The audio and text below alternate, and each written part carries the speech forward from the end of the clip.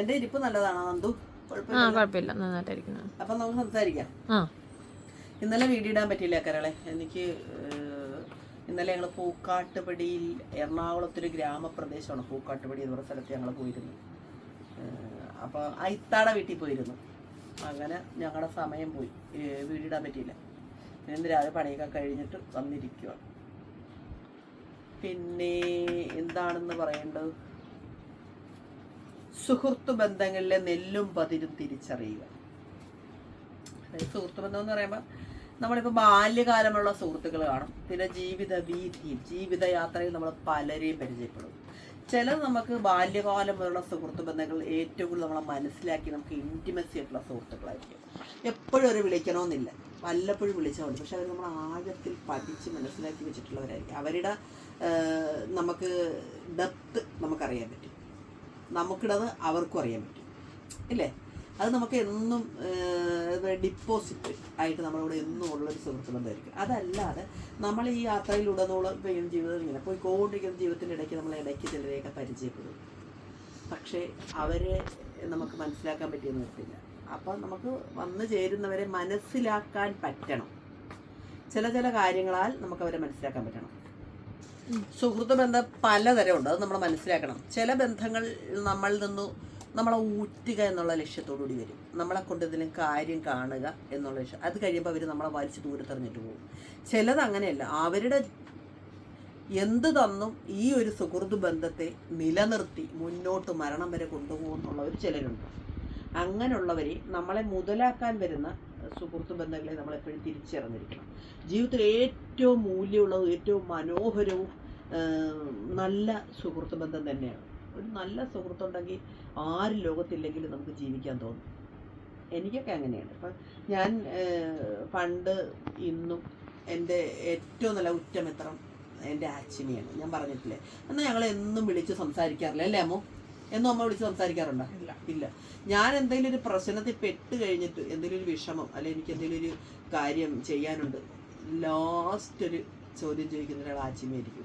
ചോദിക്കേണ്ട, അവൾ ആ ടൈമിൽ എന്നെ വിളിച്ചിരിക്കും. അത് എന്തോ ഒരു ആത്മബന്ധത്തിൻ്റെ നൂലിഴക പാകിയ ബന്ധം എന്നൊക്കെ പറയത്തില്ല, അങ്ങനത്തെ ഒരു ബന്ധമാണ്. അങ്ങനത്തെ ബന്ധങ്ങളൊക്കെ കിട്ടാൻ ഭയങ്കര പാടാണ്. പിന്നെ അല്ലാതെ പിന്നെ സ്കൂളിൽ പഠിച്ച ബന്ധങ്ങൾ, അല്ലാതെ പിന്നെ ഇങ്ങോട്ട് പോരെ നമ്മൾ മുന്നോട്ട് പോകും തോറും പല ബന്ധങ്ങൾ പറ്റും. അപ്പോൾ പലതും എപ്പോഴും കൂടെ ഉണ്ടാകുന്ന ഒരു ബന്ധം എന്ന് പറഞ്ഞാൽ എനിക്ക് എന്നെ സംബന്ധിച്ചുള്ള ആച്ചിനിയാണ്. മറ്റ് ബന്ധങ്ങളൊന്നും അത്ര. പിന്നെ ഇപ്പം ഈ കാലഘട്ടത്തിൽ യൂട്യൂബിൽ വന്ന് ഒരുപാട് പേര് പരിചയപ്പെട്ടു. നമ്മൾ അവരെയൊക്കെ പഠിച്ച് കുറേ പേരെ എനിക്ക് നല്ലവരെയും അല്ലാത്തവരെയും തിരിച്ചറിഞ്ഞു. ജീവിത വഴികളിലൂടെയൊക്കെ വന്നിട്ട് ഞാൻ കുറേ പേരെ പഠിച്ചിട്ടുണ്ട്. കുറേ പേരെ എനിക്ക് മനസ്സിലാക്കാൻ പറ്റിയിട്ടുണ്ട്. കുറേ പേര് അവരുടെ കാര്യങ്ങളാൻ വേണ്ടി മാത്രം വരുന്നവരാണ്.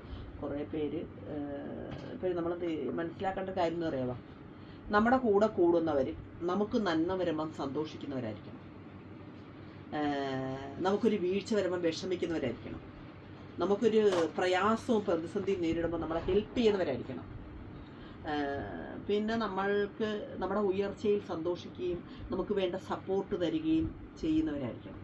അത് എല്ലാ തരത്തിലും, ചിലപ്പോൾ സാമ്പത്തികമായിരിക്കാം, ചിലപ്പോൾ മാനസികമായിരിക്കാം, ചിലപ്പം നമ്മളെ തെറ്റുകൾ ചൂണ്ടിക്കാട്ടിയായിരിക്കാം. അങ്ങനെ എല്ലാ വിധത്തിലും നമുക്ക് സപ്പോർട്ട് ചെയ്യുന്ന ബന്ധങ്ങളെ നമ്മൾ എപ്പോഴും തിരിച്ചറിയണം. അങ്ങനത്തെ നല്ലതായിട്ട് നമുക്ക് മനസ്സിലാക്കി നമ്മളെ സ്നേഹമുണ്ട് എന്ന് നമുക്ക് മനസ്സിലാകുന്ന സുഹൃത്ത് ബന്ധങ്ങളെ എന്ത് വില കൊടുത്തും നമ്മൾ നിലനിർത്താൻ ഒരിക്കലും മറക്കരുത്. അതുപോലെ തന്നെ നമ്മളൊരു ആളോട് കൂടി നല്ല സുഹൃത്ത് ബന്ധത്തിലായി അവരുടെ നമുക്ക് എല്ലാം മനസ്സിലായി ഏറ്റവും അങ്ങോട്ടും ഇങ്ങോട്ടും നമ്മൾ ഭയങ്കരമായിട്ട് ഇൻറ്റിമസിയിൽ പോയിക്കൊണ്ടിരിക്കുമ്പോൾ എന്തോ ഒരു നിസാര വർഷത്തിൽ പിണങ്ങിയ ആ സുഹൃത്തിനെ അന്നോളം നമ്മൾ ജീവിതത്തിൽ സ്നേഹിച്ച് അങ്ങോട്ടും ഇങ്ങോട്ടും പറഞ്ഞതും എടുത്തതും അവരുടെ കുറവുകളും കുറ്റങ്ങളും ഒക്കെ മറ്റുള്ളവരോട് പറഞ്ഞ് നടക്കുക എന്ന് പറഞ്ഞാൽ ചതിക്കുക എന്ന് പറയുന്നത്. നമ്മൾ അപ്പം എന്തെങ്കിലും ഒരു ചതിവ് അവർക്ക് കൊടുക്കാം, ഒരു പണി കൊടുക്കണം എന്നും പറഞ്ഞ് നമ്മളങ്ങനെ ചെയ്യുന്നത് ലോകത്തിൽ ഏറ്റവും വലിയ തെറ്റാണ്.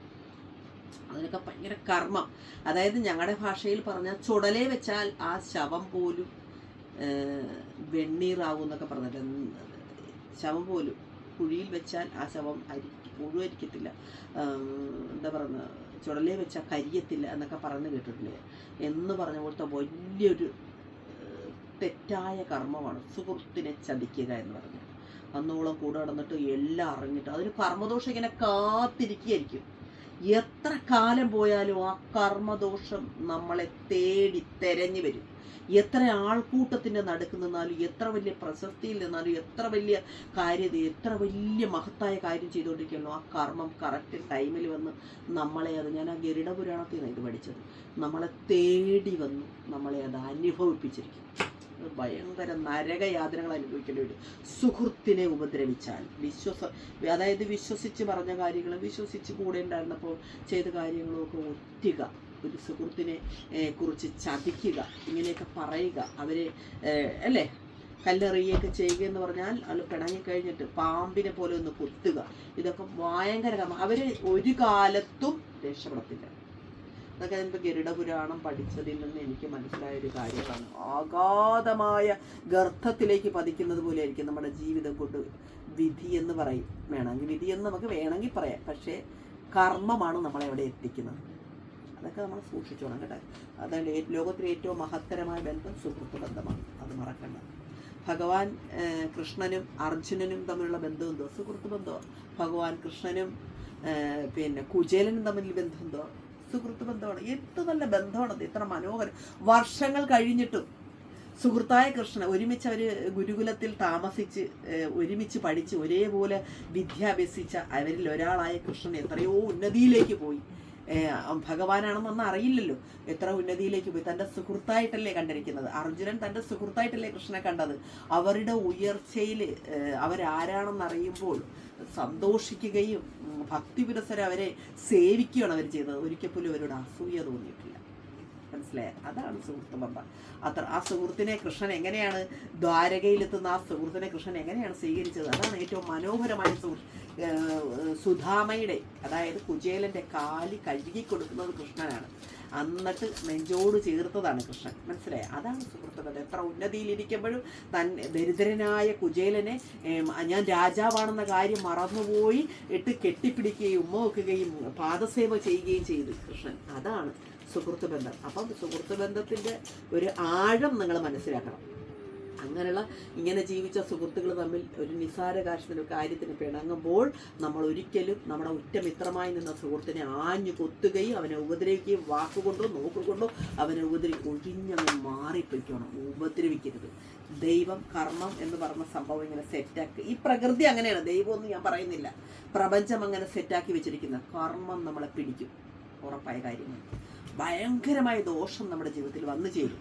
അപ്പോൾ സുഹൃത്ത് ബന്ധത്തിൽ നമ്മൾ പാലിക്കേണ്ട കാര്യം, അതിലെ നെല്ലും പതിരും. നമ്മുടെ കൂടെ നിൽക്കുന്ന ആൾക്ക് നമ്മുടെ ഉയർച്ചയിൽ അസൂയുണ്ടോ എന്ന് നോക്കുക. നമ്മൾ അന്ന് വരെ സ്വന്തം പോലെ കരുതി അവരോട് എല്ലാം പറയുകയും നമ്മൾ അവർക്ക് വേണ്ട കാര്യങ്ങൾ ചെയ്തു കൊടുക്കുക, എപ്പോഴും അവരെ സേവിക്കുകയും ചെയ്യും. പക്ഷെ അവർക്ക് നമ്മളോട് ഇത് തിരിച്ചുണ്ടോ? നമ്മുടെ ഉയർച്ചയിൽ അസൂയുണ്ടോ? നമ്മുടെ സന്തോഷങ്ങളിൽ അവർ അസ്വസ്ഥപ്പെടുന്നുണ്ടോ? നമ്മുടെ കുടുംബത്തെ ഒരു ദ്രോഹം ചെയ്യുമോ? നമ്മളെ നാളെ നമുക്കിവർ ഭാര്യയായി വരുമോ? ഇതൊക്കെ നമ്മൾ ശ്രദ്ധിക്കണം. അത് കൂടെ നിൽക്കുന്നവരെ ഒരിക്കലും ശ്രദ്ധിക്കാതിരിക്കരുത്. സുഹൃത്ത് ബന്ധത്തിലെ നെല്ലും ബദിരും തീർച്ചയായിട്ടും അവനവൻ്റെ ഉത്തരവാദിത്വമാണ്. അത് നല്ലവരാണോ മോശം ആൾക്കാരാണോ എന്ന് തിരഞ്ഞ് പിടിച്ച് നമ്മളെ ചേർത്ത് വെക്കേണ്ട ആളുകൾ നല്ലതാണോ എന്ന് നോക്കണം. നമ്മുടെ ഉത്തരവാദിത്വം. വേറെ ആളെ കുറ്റം പറഞ്ഞിട്ട് കാര്യമില്ല. വന്ന് എല്ലാ പണിയും മേടിച്ചിട്ട് പിന്നെ നമുക്കിപ്പോൾ അതുപോലെ തന്നെ കുറേ പണി തന്നൊരാൾ, അപ്പം നമുക്കറിയാം. അപ്പം നമ്മുടെ കുടുംബത്തിലുള്ളൊരു മക്കൾ പറയും, ഭർത്താവ് പറയും, അല്ലെ മറ്റ് വേറെ ആരെങ്കിലുമൊക്കെ പറയും, ഇതേ അവർ നിനക്ക് ഒരു പ്രാവശ്യം പണി തന്നിട്ട് പോയതല്ലേ, പിന്നെ നീ അവരെ എടുത്ത് കൂടെ കൂട്ടുകയാണോ എന്ന് ചോദിച്ചാൽ നമ്മൾ അപ്പം തന്നെ ശ്രദ്ധിച്ചോണം. നമ്മളെ ഒരിക്കൽ ഉപദ്രവിച്ച് പോയ ഒരാൾ വീണ്ടും ഉപദ്രവിക്കത്തില്ലെന്ന് ഓർത്ത് വീണ്ടും നമ്മളെ ഒരിക്കലും ഉപദ്രവിച്ച ഒരാൾ നമ്മുടെ ശത്രുവാണ്. അവർ വീണ്ടും വരുമ്പോൾ നമ്മൾ അവരെ മിത്രമായി ഒരിക്കലും കരുതരുത്. അവരിൽ ഒരു കണ്ണ് വെച്ചോണം. എപ്പോൾ വേണേലും അവരെ പിന്നെ നമ്മൾ ആ കൂട്ടത്തിൽ കൂട്ടുമ്പോൾ അവർക്കൊരു ഡിസ്റ്റൻസ് ഇട്ട് വേണം.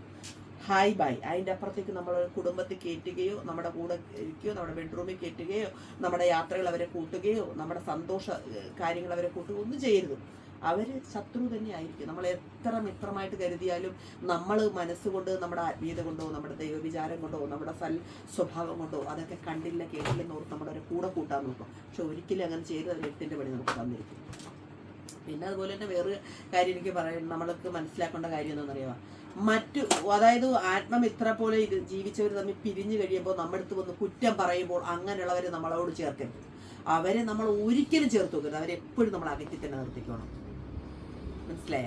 അതൊന്നും നമ്മൾ ജീവിതത്തിൽ ചെയ്യാത്ത കാര്യമാണ്. നിങ്ങൾ ഓർത്തിരിക്കും. നിങ്ങൾക്കൊക്കെ എന്തെങ്കിലുമൊക്കെ പണി കിട്ടിയിട്ടുള്ളവരുണ്ടായിരിക്കും. വീണ്ടും വീണ്ടും പൊറുക്കുകയും കണ്ടില്ലെന്നും കേട്ടില്ലെന്നും നടിക്കുകയും ചെയ്ത് അവരെ കൂടെ കൂട്ടിയിട്ടുണ്ടായിരിക്കും. അപ്പം നമ്മുടെ തായ് വേരിനെ അവർ അറുത്തിട്ട് പോകും.